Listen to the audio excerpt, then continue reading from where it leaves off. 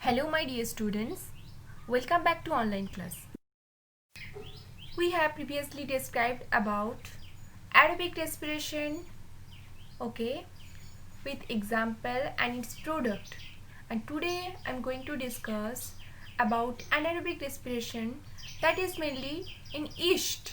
And what is yeast, you will come to know about yeast. Okay, so let's start. Okay, anaerobic respiration, that is the respiration takes place in absence of oxygen, that we have already learned. Now what is anaerobic respiration in more detail? What happens actually in anaerobic respiration? Food can be broken down without using oxygen. So in case of aerobic respiration, we have read that food can be broken down with using oxygen. But here, what is the different main point between these two respiration, aerobic and anaerobic? Here food can be broken down in case of anaerobic respiration without using oxygen. That's why this respiration is called anaerobic respiration. There are some organisms such as yeast that can survive in absence of air, so they are called anaerobes. Actually, yeast are very widespread in nature in wide variety of habitat. They are commonly found on plant leaves, flowers, fruit, as well as in soil. Okay. So actually they are eukaryotic single-celled microorganisms, and they are actually classified as members of fungus kingdom. Okay. So we will come to know that what are the use of yeast in our daily life and how they are essential. Okay. And they get energy through this anaerobic respiration, sorry. So they get energy through this anaerobic respiration. Next comes to yeast, how it is used. Okay, bakers use yeast in bakeries to make the dough rise. Dough, you know na, to when they make dough, and without it our bread would be flat.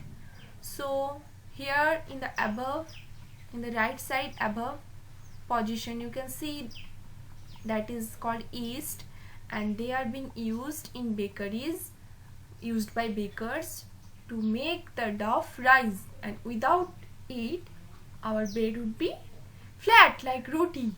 Okay, then yeast feeds on sugar content with dough that produce carbon dioxide and alcohol in a process called fermentation. So they are actually feeds on sugar content with the dough, whatever sugar content in the dough. So they actually feeds on that and produce carbon dioxide and alcohol in the process called fermentation. So through this process they produce carbon dioxide and alcohol. Okay, and the carbon dioxide produced by the yeast during the respiration is trapped in dough. So whatever carbon dioxide they are producing during fermentation or respiration, that is trapped in dough. That's why a dough become some fluffy appearance, or dough will rise.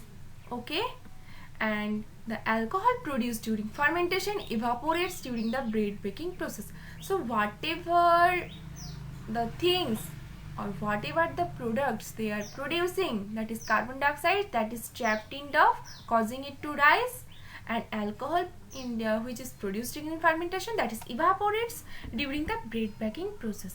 That's why breads looks fluffy appearance. Okay, next, yeast is used in breweries also, since yeast releases alcohol during respiration, and it is used in making wine or beer. Okay, now we can say that what are the products of anaerobic respiration in yeast. As you know that in absence of oxygen, glucose break down into alcohol and carbon dioxide. So here the food in absence of oxygen, that is producing alcohol, carbon dioxide and energy. Alcohol and carbon dioxide are the main product. Okay, I hope you understood this process or this anaerobic respiration which is takes place in yeast. Okay, and if you have any problem, ask me in the e-portal. In the next day, I will discuss more about anaerobic respiration in our muscle cell. Anaerobic respiration, how it actually happens in our muscle cells. Okay, so try to watch those videos which I have already uploaded in e-portal, and if you have any problem, ask me in the e-portal. Okay, thank you students, have a nice day, stay safe, stay at your home.